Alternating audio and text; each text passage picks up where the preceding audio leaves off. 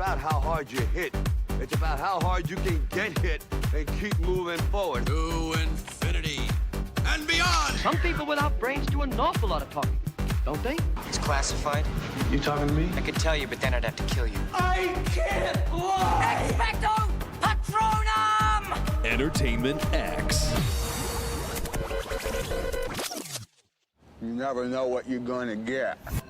For this episode, I sit down with the one and only Matthew Baker. Matthew and I go all the way back, actually, to my first professional gig on Disney Cruise Line, and I remember then marveling at his professionalism in the gym and in the studio, and it's so wonderful to actually sit down with the guy and see what keeps him moving forward, what his thought process is with his workouts and his rehearsals for theater. So I hope you enjoy this episode and keep on keeping on. We're back. I'm Clayton Howe, and today with me, in the flesh, Matthew Baker. Hello, hello. Matthew, everyone's going to love listening to this episode because of your sensual dialect. This is going to be fun. Okay, so we met 2015? Yes, 2015. Disney Cruise Line. Indeed. Yeah, it was so much fun. It was, yeah. It was so incredible. I remember we were in rehearsal, must have been day one assessments, and seeing you and your wife, Dorothy, show up and show out across the floor was just, I was like, oh, I'm in the big time now. Because you guys are really freaking talented, and we're not gonna spend the whole episode talking about that. Yeah. And people who have listened before know that I don't gush like a fan. Yeah. Okay, great. So let's get down to it, dude. Yeah. I want to start. We have a bunch of segments we're going to talk about here today. It's going to be like fitness, dance, life paths, career, the whole thing. Yeah. Rewinding back to the beginning of time for Matthew Baker, and we'll start with dance. What was the decision there? Was that your call, or was that family? Definitely not. Yeah, my mother actually took my older sister, dancing when she was younger, and just lo and behold, another young guy his mother wanted him to dance. We were only 3 at the time, us boys, and my sister was 5. Where was this in the world? This was back in Kent, where I'm from. Great. In England, yeah. And so she was pushing and pushing for my mum to get me to go with this young lad to the dance class. I think it was ballet. But yeah, like we were 3 years old. And so eventually he gave in because he had a friend to go with, right? And then I guess the next week he never turned up, and I just kept going. It was literally that simple. And yeah, the rest is history. I just... it's once you get used to something, you just keep doing it, Was this ballet, jazz? This was ballet, and then I think after about 6 months, I took up a little bit of tap. There was a little bit of jazz in there as well, but at that young age, it was kind of just like ballet and tap. But yeah, I guess I found a knack for it. Were you doing sports? Yeah, yes and no. Like at school. I mean, at 3, kids aren't really playing football. I mean... Or American football. Yes. Soccer. Yeah, no, I played football. I wasn't very good at it, but... I think that, that's why I gravitated more towards performing at that young age. Yeah. When did theater start? Theater professionally started, well... Or at all? Like, when did you do a show? So I did, we did dance recitals and dance competitions growing up. And I think my mum will probably attest to this. When I was around 15, thinking about going to college professionally for musical theater, I started getting... that kind of drive to want to not necessarily beat people, but the competition part was there, and I was like, I need to find my place in this world of theater, and that's when I really got the passion for it. And I was like, you know what, I hadn't really thought about it until this point, but I think this is what I want to do with my life. So and then 16 rolled around, but that was all in school, or was that like a community player's house or something? No, that was like while I was at school, and we did competitions at weekends or whatever. It was kind of through that. Okay. And then, you roll around 16 in the UK, you can go off to an independent college. You can't go to university till you're 18. But so I was auditioning for, performing arts / musical theatre colleges. And yeah, that's kind of where the professional career began. And we're going to get a lot into fitness, as I said before. So just for continuity purposes here, you're still a beanpole at that point. Yes. You hadn't really started the heavy lifting. Scraggedy beanpole. No, because they'll see what little cover photo or whatever for the episode. Yeah. Maybe we'll grab one of the shirtless ones for them. It's like you've got definition and size, as yeah, they say. it took time. It took brain power and willpower. And Was that at 20 or that before? was, I think, around 21, 22 is when I started taking things seriously. And that was when I was away on one of my first cruise contracts. But yeah, up until that point, I was just slim and slender, 6 foot beanpole, as you say. Yeah. But you're physically fit, because at college I was 9 till 5 pretty much every day. Dancing was maybe 80% of that. Singing and acting were definitely part of it, but our bodies were physical pretty much all day long. Yeah. Yeah. So what was then, what was the studying for college? Where did you study? I studied at Bird College in Sidcup, which is technically in Kent, but most people say London, yeah. And you were done by age? 18. I was out by 18, yeah, and just shy of my 19th birthday. Okay, so this is something that I didn't know. Yeah, I could have stayed on at school, at my grammar school, and studied a little bit more into music, maybe the technical side of music production, things like that.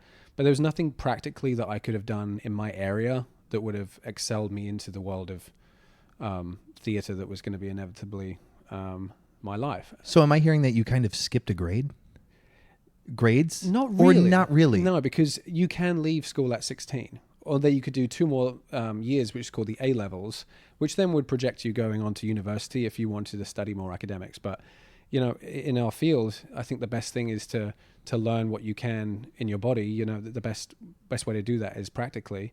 And I couldn't do that staying at school. Especially if you're a dancer. Yeah, 100%. You need to be physically active to be doing that. It's in our bodies. It's not in our minds and through a textbook. So at 18, where are you working? 18, left college, and then like everybody, you're the lone lost sheep going out in the world. In London? Auditioning in London, yeah. It's tough because you're finding your way. And realistically, I had few people that could really guide me into, where we were going. It was my class of, I think, 20 boys, not even. And then I think maybe 2/3 of that, so it's like 30 girls. We were all out in the world figuring it out for ourselves.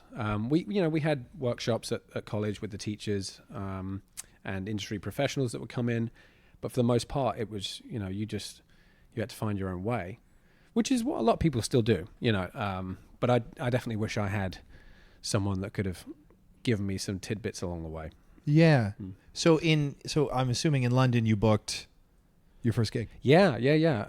So you scramble for agents before you come out of college, and you kind of invite them to your final performance at your college production. And we had that, we had all of that.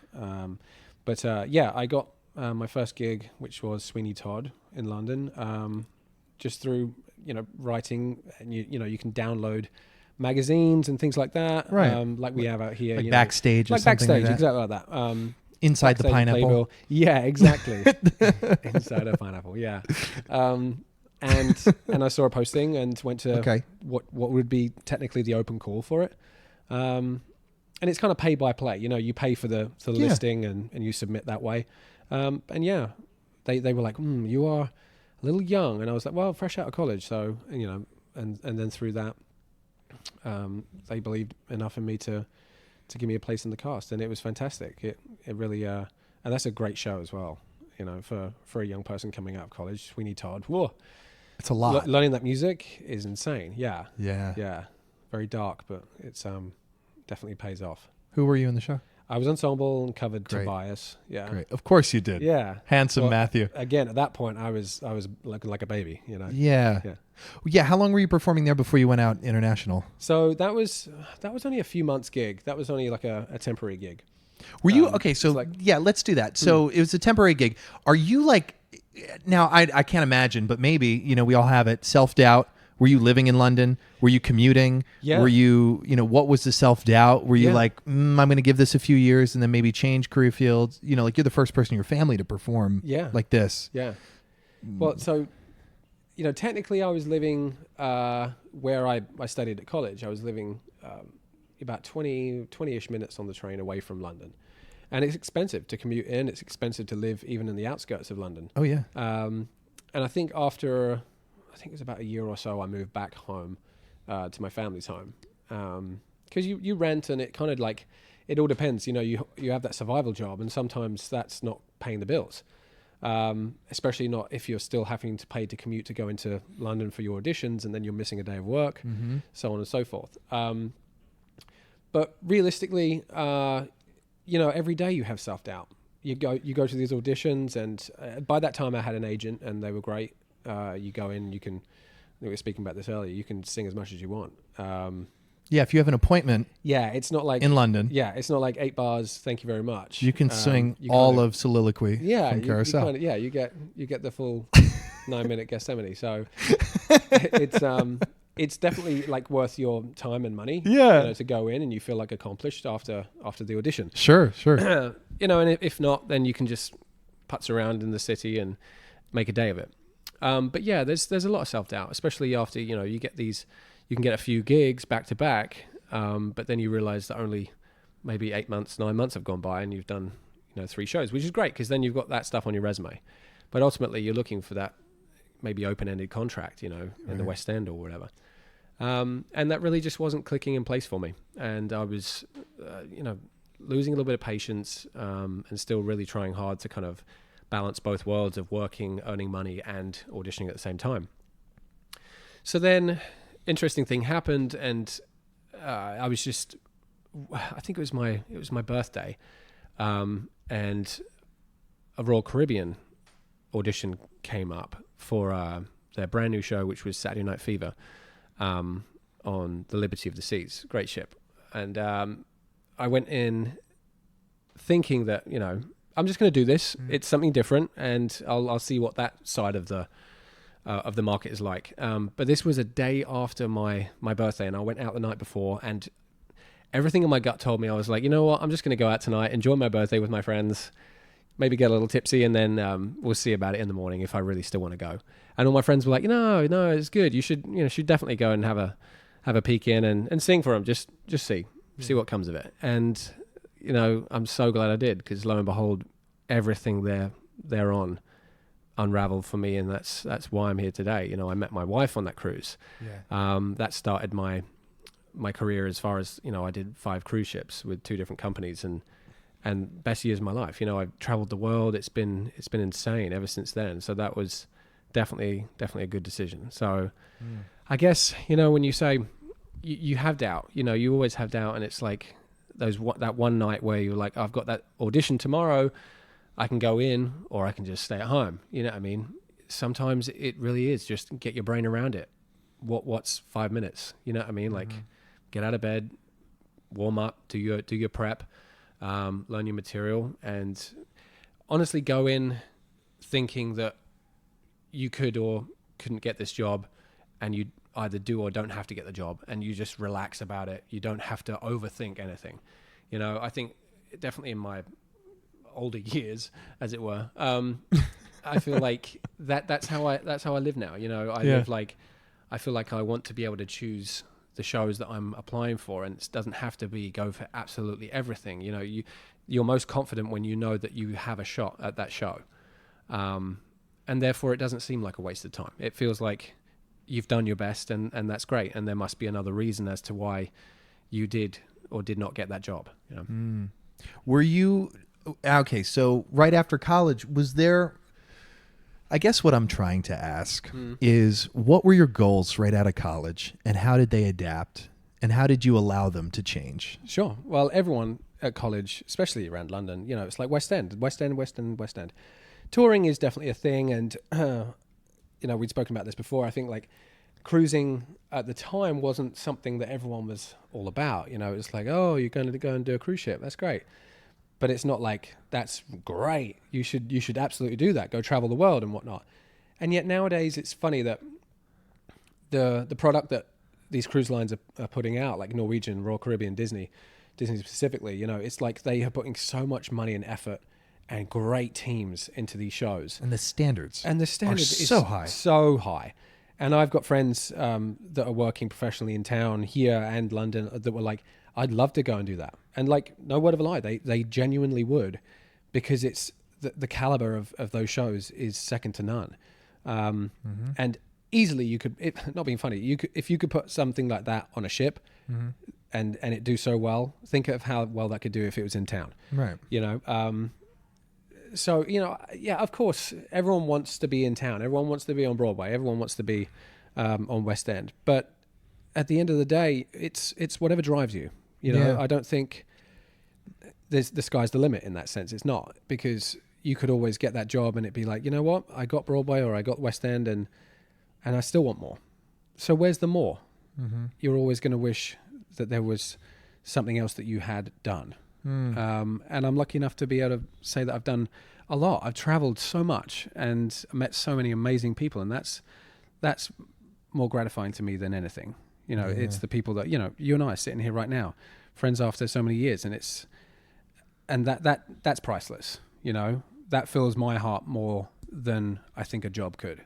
Yeah. You know, ultimately the job is what led me to the people, but yeah, so I really don't think that there has to be a full stop. There doesn't have to be an end goal. You know, when people say, well, where do you see yourself in? I'm like, you know, happy. That's where I see myself. Or I'd like to see myself. Yeah. 2019 goals for myself. Number 1 on the list, happiness. Yeah, yeah. It's kind of crazy when you write it down. You know, when you write down any goal, just kind of what'll come. You know what I mean? Yeah. And okay, so you're bringing up some really great points, because you can have dreams. Yeah.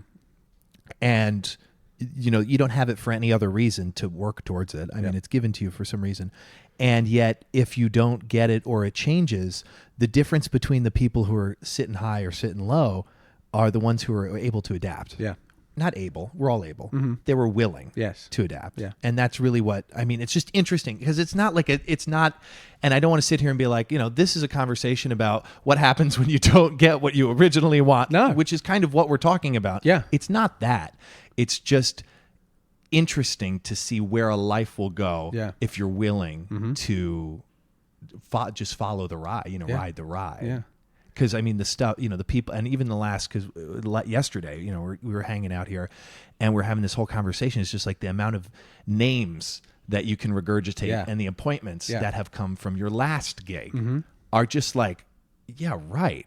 Good luck getting that in London with like nobody name, whatever. You know what I mean? It's just so interesting. Okay, so then you're doing the cruise. What was and I really don't remember the answer to this. What was the from Royal to Disney? What was that jump?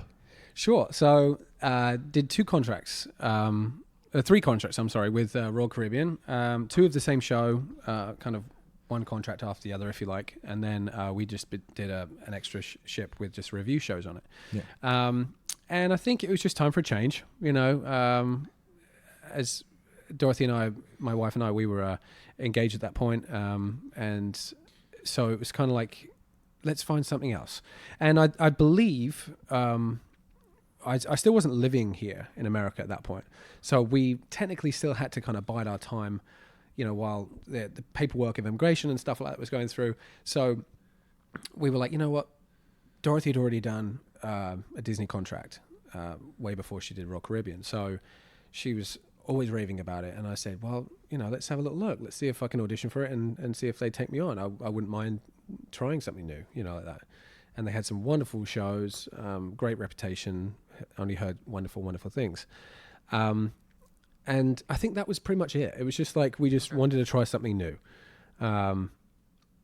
Yeah.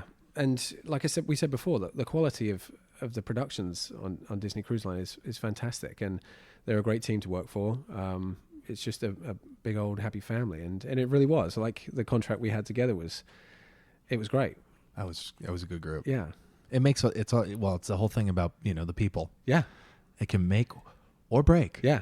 An opportunity, you know, wonderful opportunity. And we had not just talented people, but just good people on that cruise, you know, and that's the big difference. Like, you can have usually it's one or the other, right?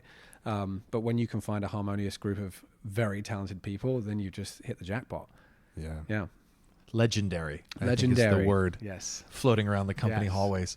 Now, okay, so, and then most recently you've done Saturday Night Fever. Yep. Playing Tony Manero. Baby. And what's that? There was that other ditty that was on Broadway. I can't seem to remember. No, I'm kidding. Something Rotten. Something Rotten. William Shakespeare. Yes, sir. That was cool. That was very cool. It's kind of crazy to think about the way different gigs can change the game for you. Yeah. You know what I mean? Yeah. Just being in a certain spotlight or being in a certain publication or just being in a room with a certain amount of people can really up the opportunities. Yeah. So with that in mind, and we're going to talk about a few different things. So I do want to start with the audition. I'm curious because you have such a sunny disposition. Mm-hmm. What is it like for you, like when you audition? What's your self-talk before you go in the room? What are you behaving? Is this conscious? Are you just being? No, I think I'm unconscious most of the time. No, it's really like I touched on it earlier. You know, of recent days, I've been just going into audition rooms thinking, and you play tricks on your mind, right? So it's like you go in there thinking, I don't need this job, because if you go in there with that that mentality, then I feel like all the barriers are down. You're going in there to perform because you love to perform, and if those people in there can see that, then hopefully that resonates through and they want to take a chance at you. And if they don't, then that's okay. Like you can't take anything personally, and we all do. We've been there, but I feel like once you get your head around that, like it's not personal. It's not. It's just if you're not right in one facet of the industry, it's not your fault. If you're talented enough to know that you are talented, you know what I mean? If you're smart enough to know that this isn't, is or isn't for you, An understanding of your self-worth. Yeah, 100%. At least within the business too, Yeah, which then brings back round to like, I won't now audition really for shows that I genuinely don't think I can do or are not right for me. And I think it takes a while to learn that. By all means, go to any and every call for experience in audition rooms, 100%. Because we only learn from that.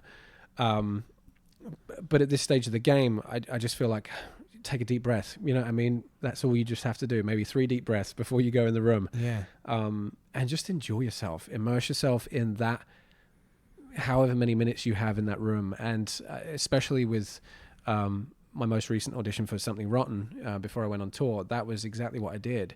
That was a complete fluke as to why I got that audition in the first place. And then, but also I feel like, on the other side of the table, if they're welcoming enough in the room, that makes your shoulders pressed down and you feel like you're wanted in that room, like they're willing you to do well. And that can make all the difference. Yeah. Yes. Can you explain the fluke of Something Rotten? Yeah. So I wasn't actively looking at auditioning at all. And I went to see a friend of mine in a show over in Long Island. And he'd said to me, he just booked Something Rotten on tour. And he said to me, he was like, they're still looking for a Will Shakespeare. And I was like, that's cool. I was like, that's great. And I was like, but for now, I'm good. I'm happy doing my thing and trying to figure out what is next for me. And not to say that performing wasn't on the list. It was just, I think I got my mind in the frame that I was looking at other things past that, like eventually my wife and I, we want a family. So I was weighing up the options of, is that this time, you know what I mean? Or do I continue performing for a little bit and see how things go? And hopefully it synchronizes somewhere in the middle. Yeah. So my wife and I, we talked about it, and I said, why not? So I wrote to the casting team, and luckily I just worked for them anyway, and so I managed to get an appointment, and it kind of went from there. But it spiraled very quickly. I was in a room, we were in the holding room, and there was so many guys, maybe I think 40, 50 guys up for the same role, and I was like, wow. And I guess whoever it was before had, got a different gig, so they were re-auditioning, and so they were looking like last minute for things. And I was still like, wow, these are some talented people.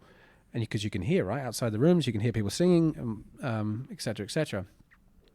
So then, as much as you prepare, you've got the packet, you've got the script, you've got the songs, and you think, I could do a good job with this. I think I've cracked this, and I've turned it around, and I'm now excited to go in an audition where I was a little timid to even think about the thought of auditioning again. And so I went in, even with all what I just heard outside, you've got stiff competition. And I was like, you know what? I'm going to do my best. I'm going to do what I'm going to do, and let's hope that it's good enough. And, sure as the day follows the night. quote unquote, something rotten. I got the call back, and then I was in the room literally with 2 other guys for the final callback, and it was just such a harmonious feeling going in that room, having maybe I think it was 12 cast, creative. Were Wayne and Carey in there, the writers? They weren't. They were not. At Okay. the time. They videotaped you. Yes, they did actually. Yeah. Yeah, and then sent off for approval and whatnot. Right. But our director Steve Bebout was fantastic in the room. He worked with me. And once you've got that kind of arm around your shoulder, everything changes. Everything changes. You are then giving your 150%. You know what I mean? You're already giving 120, hopefully getting that job. But right. that extra percentage just pushes you further and further and further, because then you've got that inner fire that is resonating throughout that room. Yeah. And if you can gain the room, you know what I mean? If you could feel that. Yeah, you can. It's tangible. Yeah, and then you can have fun. I mean, the role of Will Shakespeare in Something Rotten is so much fun anyway. And so at the end, I just kind of was like, I'm going to be myself. And luckily, I got to keep my accent and play off that way. And so yeah, self-belief kind of came through in the end as well, which I think really helped. Why were you deciding not to audition? What was that right before Something Rotten? Yeah, so I said, I was just thinking of going a different route, thinking about long-term work, as far as the adult job, I always call it. But it was that idea of not wanting to keep jumping from gig to gig, have something pretty more, much. more steady. Yeah, which is what we spoke about at the beginning. It's the fight or flight kind of thing, where you just you do want to throw in the towel, but not through anger, not through anything that's anyone else's fault. It's just your choice of, okay, this has been great. What is going to be the long game? What's in there for me when I want to have a family and make a sustainable living for my family as well. And of course, you can do that. You can, anyone can do that in this profession if you put your mind to it and you keep booking gigs, but it's slim chance, and so at that point, that's I think what was driving me more so to kind of leave the world of performing behind. Yeah, but it's interesting just to see what's thrown in your lap, and if you're open to it. Yeah. I want to switch it just a little bit to relationships in the industry, because it's funny.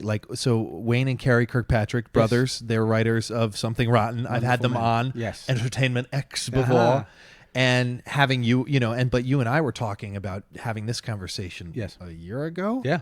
And you were like, oh yeah, I'll tell Wayne, I'll chat with Wayne, and the whole thing comes together.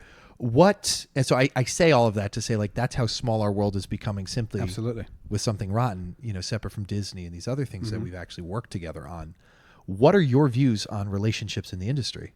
They're paramount. I think through anything I've learned that I've had agents out here in the city, but for the most part, I enjoy finding people. I enjoy talking to people. I enjoy getting those personal connections with people, if they're willing to reciprocate, of course. And Wayne and Carey specifically are just 2 very easygoing guys.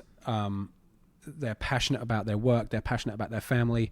And that means so much more when you're just having a general conversation with someone. It doesn't always have to be about work. And that's the best part, is that these are real people, very successful people. However, they are real people first and foremost.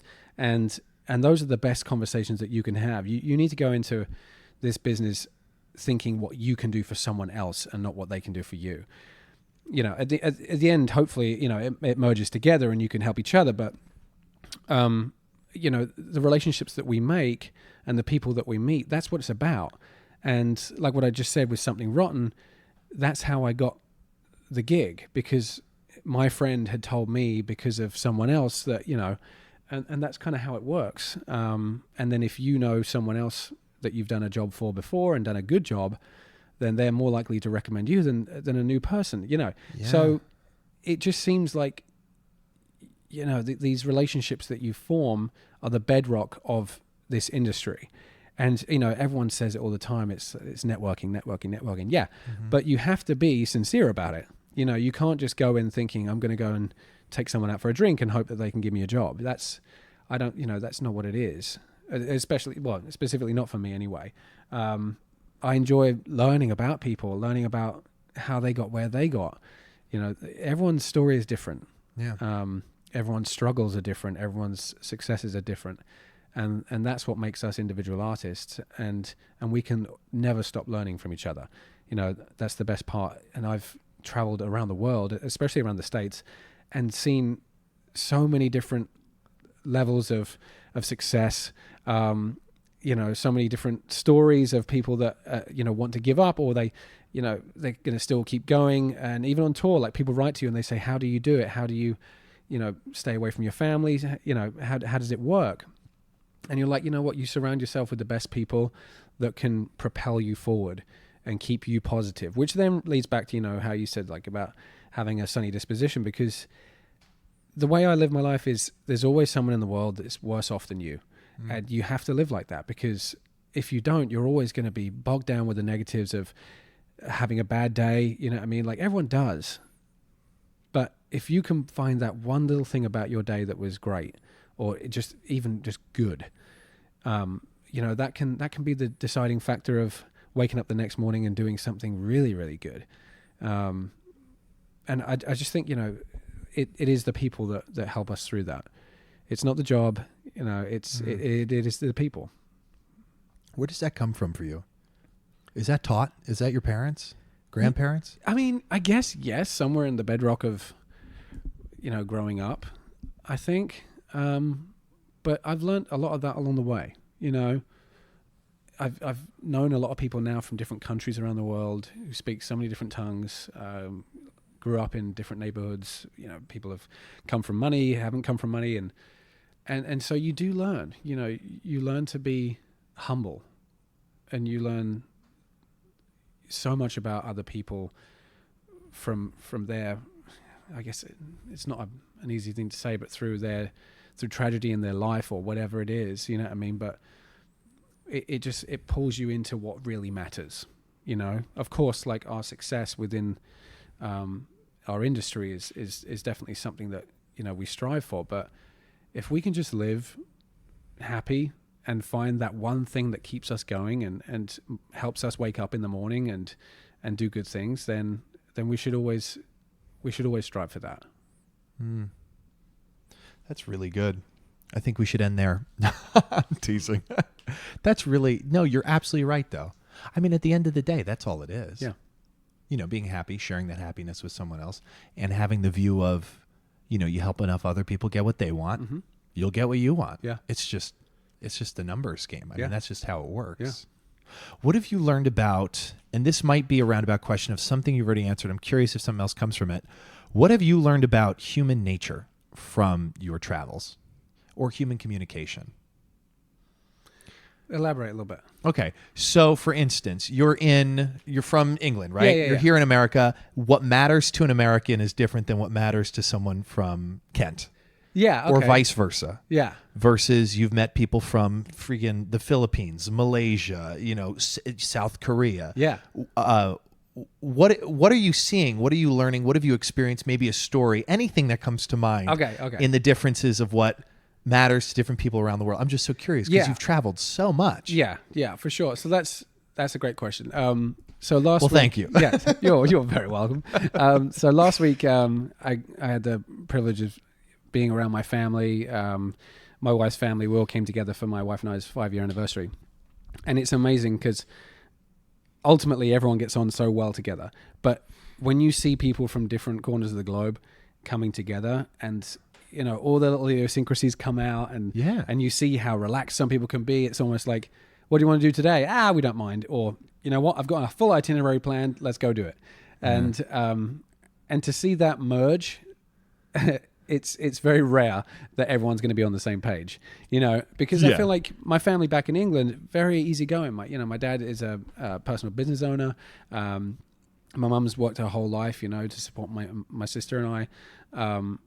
But they're always on the go. They're always go. And so like vacation time is so precious, really. And it's almost like you don't know what to do with your body when it shuts down. of course they have great aspirations in life and things like that, but it's definitely a more relaxed feel as far as like what comes day to day. So coming out from leaving England and coming to America just really like it lit a fire under me. I came, especially New York. I came to the city and I was like, wow, everyone is living for the day, Hustle. And, you walk down, 8th Avenue at 9 o'clock, when we go to auditions or whatever, and no one looks up. They're either on the phones or, they've got their coffee in hand, they're going. Yeah. No one's really just kind of, I guess, embracing the day in a sense. Enjoying the moment. Yeah, which is another thing, it's what drives you. But being out in South Korea recently as well is the complete opposite. Takeaway is not a thing. If you go into a Starbucks, you actually sit down in Starbucks. You don't take Starbucks with you. I don't think I ever saw anyone with a cup of coffee in their hand outside a Starbucks. You take the moment. If you're going to go and drink with someone, you go drink with them. Yeah. You take the time. It's not a passing thing. It's not like just a quick catch up. It's a purposeful meeting. So it is interesting when you can travel, how you see how people react just in daily life. Has that affected the way you communicate with others or changed it? I feel so. Yeah, I feel like that opens my eyes to the possibility of like taking things a little slower sometimes and embracing people more so than anything. Yeah. And not taking anyone for granted. I think when I got back from Korea, I was picking up the phone and trying to catch up with as many people as possible, mainly because I'd been away for a good chunk of time, but because I was like, we don't have an infinite amount of time on this earth. And I know that's a little heavy, but it's about like, why did I take time to get to know these people if I'm just going to have one quick phone call a year with them, Right. Throughout the day. I know everyone has their own busy lives and stuff, but we really should take more time to see our friends and see our families, and that becomes ever more apparent to me as I live in another country from my family growing up. Have you or how have you gotten better at listening? Or is that something that's been cultivated in conversation? Like really hearing what someone has to say, understanding what there's, instead of just like, I hear you, okay, moving on. Yeah, no, I actually, that infuriates me when I see people that are checking out as I'm saying something. And listen, everyone can take a different amount of time to say something, but ultimately whatever anyone has to say is of importance, right?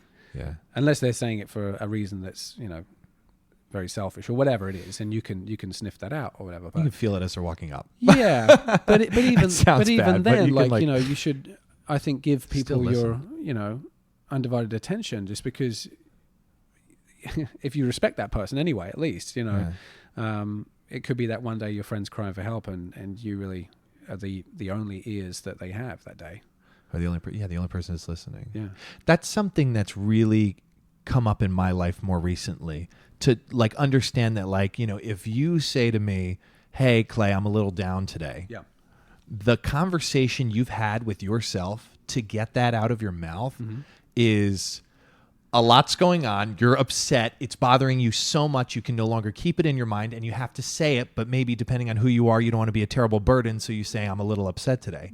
And that has been a conscious thought in my mind when I'm communicating with people, like to hear what they say, and then to really realize that there's a lot of dialogue going on in the brain before it comes out of the mouth. Yeah. So if someone's like doubting themselves a little bit about a career field, it means they've been thinking about it for a hot minute, and it might be more than what they're leading it on, leading on to say or whatever. 100%. I just think that's so interesting because you're a really great listener. I think that makes a great communicator. Yeah. Obviously, a great communicator, you make a lot of friends. Like there's certain people, it's like, it's conscious for some people, it's unconscious for others, or subconscious or whatever consciousness.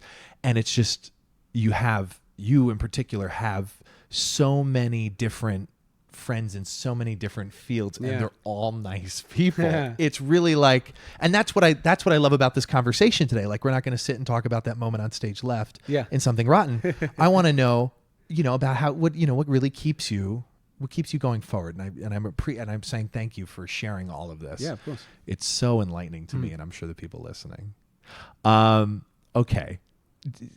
so people were writing to you on tour. Yeah. And they're asking you how you're keeping the positivity going. How are you, or how do you, and what is the conscious thought to stay positive in a time of negativity, or stay in the light when there's darkness around you? Yeah. What does that look like for Matthew? I think, like, through doing different contracts in different areas of the profession, I've become, like, I don't know, like, I want to say more fatherly. It's weird, especially my last contract.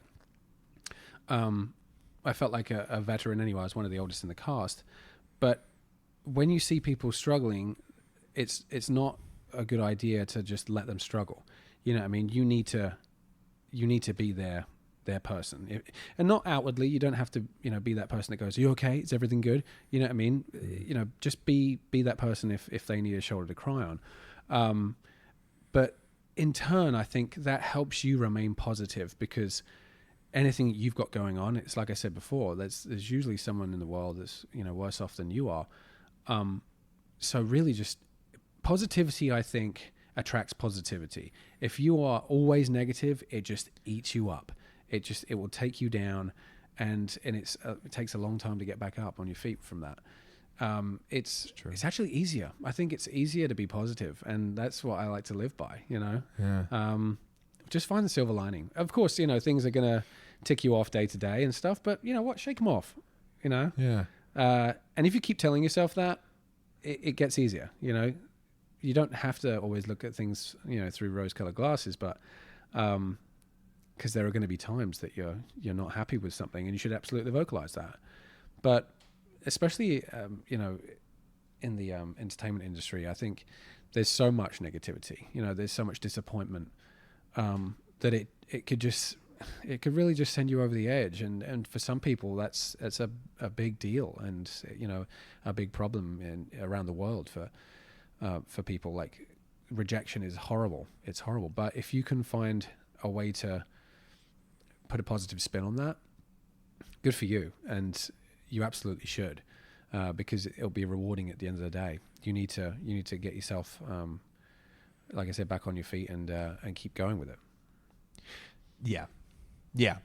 Because there's a whole bunch of, like what's on the other side of fear? Mm-hmm. It's nothing. Yeah. Like, what are you really afraid about before you audition for something?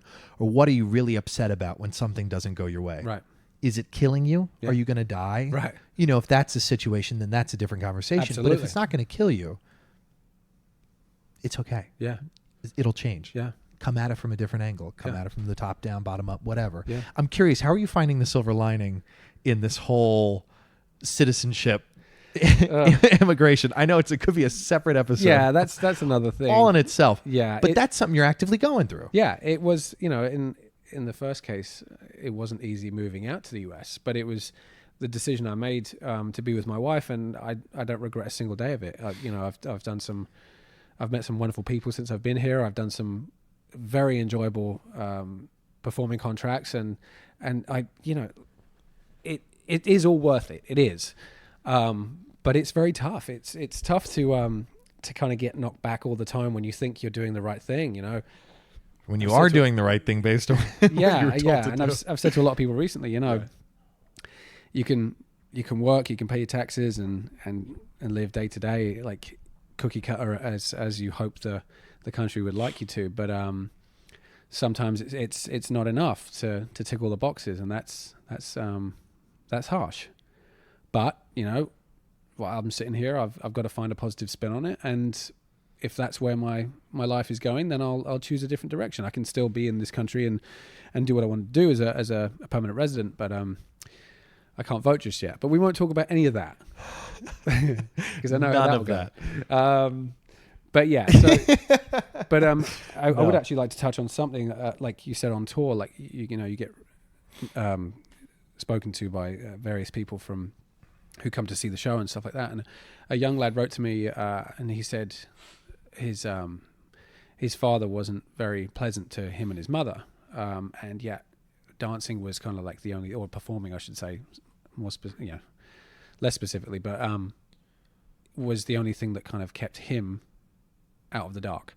And he said, like, how do I continue doing this and find joy in life, and help my mother out and all that kind of stuff. And I said, well, does your mum love what you do? And he said, absolutely. And I said, well, then that will help her. I mean, if you continue doing what you love, don't give it up for someone that doesn't believe in you. You know what I mean? Just because one person doesn't believe in you, that's no excuse to give up on what you love.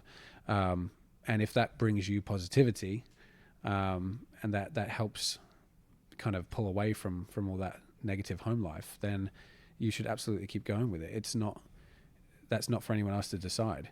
And I definitely grew up with problems, when I was dancing, growing up through my early teens, and you get bullied and all that kind of stuff. But that shouldn't be a reason to give up on something, because that phases out. That will phase out, and I had the best years of my life pushing through that, because you feel so accomplished at the end of the day, knowing that, all right, this is something I love, and I've actually pursued it, and no one's going to stop me from doing it. And if that's the building block of like keep going, throughout your adult life, then I'm glad I did it. But that's what I'd say to anyone that has a question about, or they're wondering if it's genuinely for them, or if negativity does creep in, especially within your household. Should you keep going? 100%. If it's what's right for you, and if it's what is your spark, and takes you out of the darkness, then absolutely. It'll just make you stronger. It absolutely will. Yeah. I love that. I'd be remiss if I didn't bring up something to do with fitness, considering that's... here's the thing. So we're going to talk about fitness, but the other question for you is, when we're not talking about performing, when you're not doing performing, what do you do for fun? I go to the gym. Yes. He answered the question correctly. Yeah. No. Okay. So then what does it look like for you? How many days a week are you working out? Pretty much. I try to do six days a week. On tour, that was pretty tough. On the ships, when we were working on the ships, we had the gym like right underneath us. So it was great. We'd go as many times as we want. We slept on top of it. Yeah. Sometimes twice a day we could go. Oh yeah. But on tour, that was tough, and that was honestly, like, that's my vice. That was the first thing that I would look at when I saw our schedule. I was like, all right, does this hotel have a gym that we're staying in, or do I need to look around the theater that we're performing in to see if I could work out around there? And I would pay like $10, $15 just to go work out, but like that would push me through the day. That is my thing. That's my positivity thing that will help me get in the right mind frame, especially if I'm having a bad morning, or things are kind of crashing down. That releases something in my brain that's like, it's all good. We can carry on now. Would you say you're addicted to it? Yeah. Yeah. It's a healthy addiction, but yeah. Well, of course it is. It's, it's a healthy addiction. Yeah. But because is there days where you don't want to go? You know what I mean? That you push yourself to go, or no? I'm the worst. Because you're really... Yeah. I'm actually, unless I can't walk, I think there will be no excuse to never go.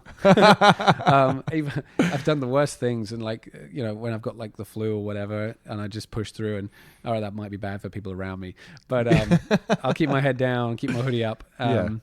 But even the doctors say like, you shouldn't go if you're sick, and I'm like, I understand, but guess what? I'm going to feel better after I've had a workout. So you got to do what you got to do for yourself, right? Yeah. Yes. Are there any common pieces of incorrect advice you've heard about fitness, or where to begin?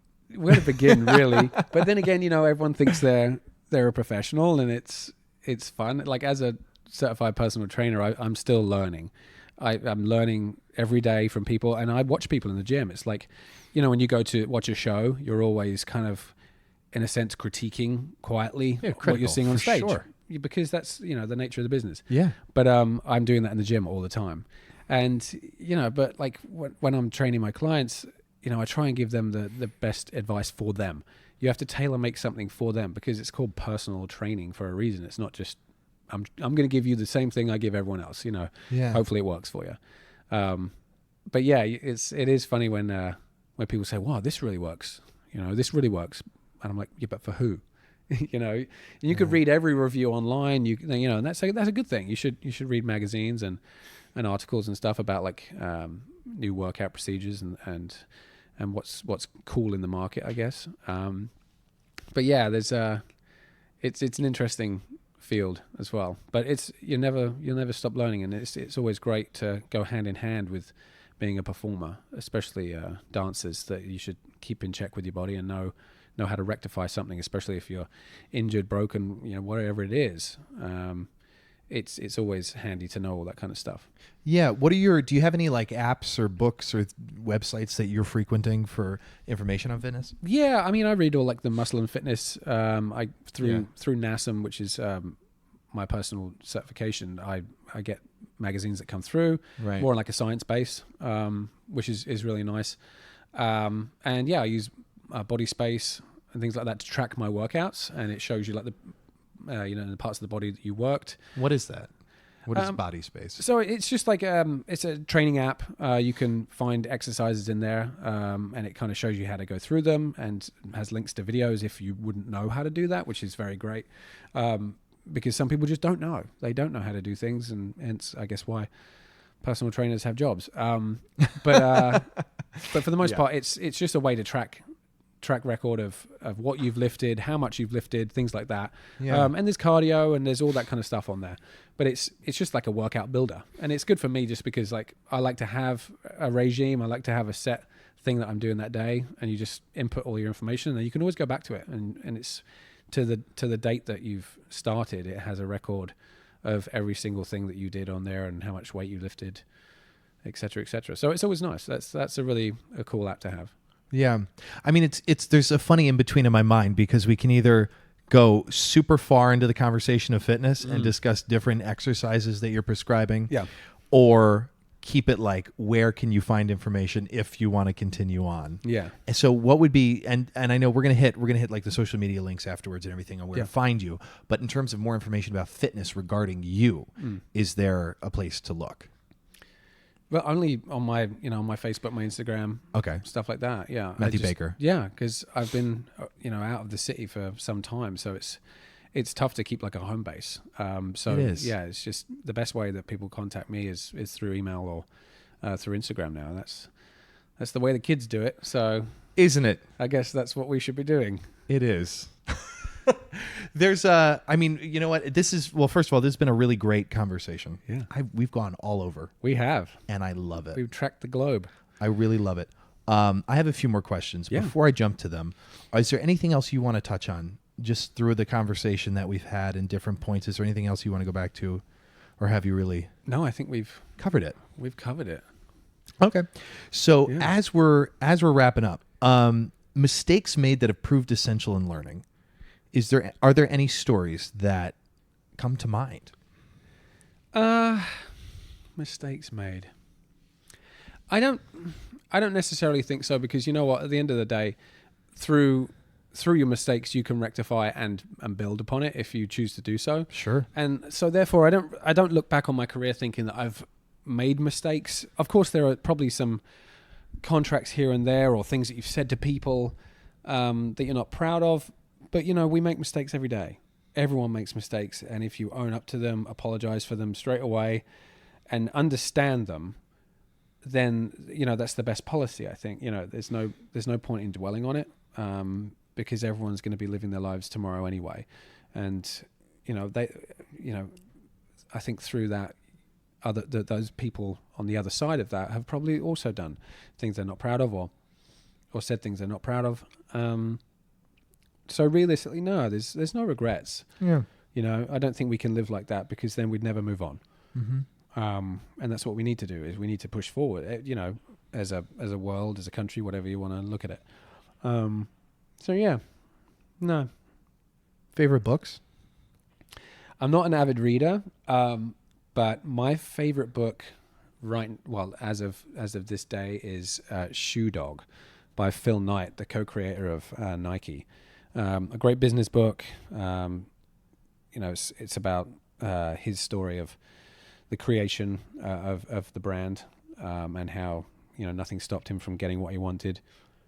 A lot of things stopped him actually from getting what he wanted at the beginning, but then the perseverance of, again, waking up the next day. If something didn't go right for you, let's try something else. Let's work it out. But actually, it's more about making the best of a bad situation, as far as the in depth, it was kind of about running shoes and how you could help people, how people were running and things that shouldn't be running. And it's about comfort. It was about speed. It was about all different kinds of things to make runners better at what they do. And evidently changing the market. And they didn't really want a multi-million-dollar company. It wasn't that. It was just about being great at what they did, And I think that's something to live by as well. You don't have to make millions of dollars or pounds or whatever to be happy. You need to just be happy knowing that whatever you've done is the best you can do and that you're successful at it. And whatever that success feels like, even if it's just gratification and a full heart at the end of the day, then that should be enough, Yeah. Now, this is funny. You did a little stint with Nike. Yes? No? Yeah. I used to work as a training specialist and a design consultant for the Nike ID when that first came out. That was back in England. Yeah. Way before I even came out here. Yeah. It's so interesting. As a performer, there's so many different jobs you hold. Yeah. Like and they're never long. No. Some are like long, which is in our mind 2 years. Yeah. Other people would say like, I was in that position for 10, years. And it's really so quick and how many different things, like just to think that, the recording date of this is 2019. Yep. We met in 2015. Mm-hmm. So much. Yeah. I've probably had 10 jobs since then, in various different fields and happy for each of them. Yeah.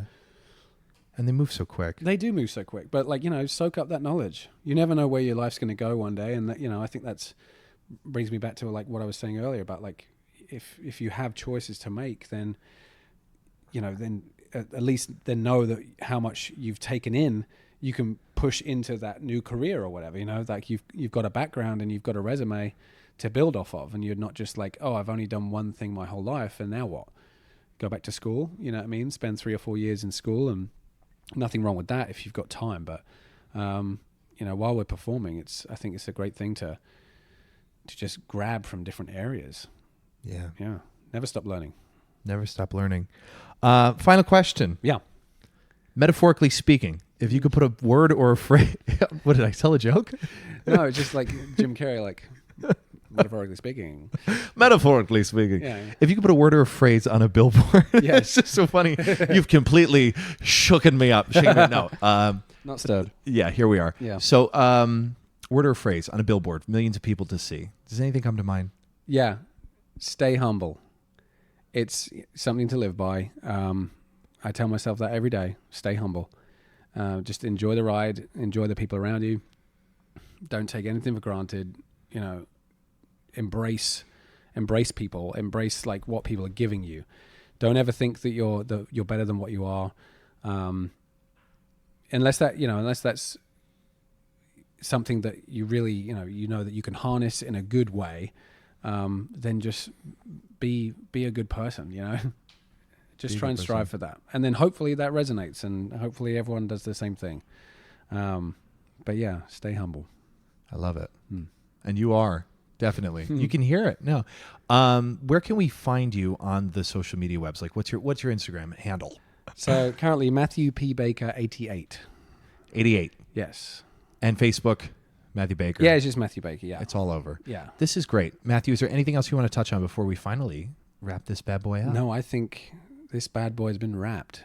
I love it. Yeah. You're a great guy. Thank you, Clay. Ladies and gentlemen, boys and girls, Matthew Baker. You've been listening to Entertainment X, the podcast. You can follow Entertainment X on Instagram at _EntertainmentX_. If you haven't yet, go to Apple Podcasts and subscribe, rate, and review this podcast.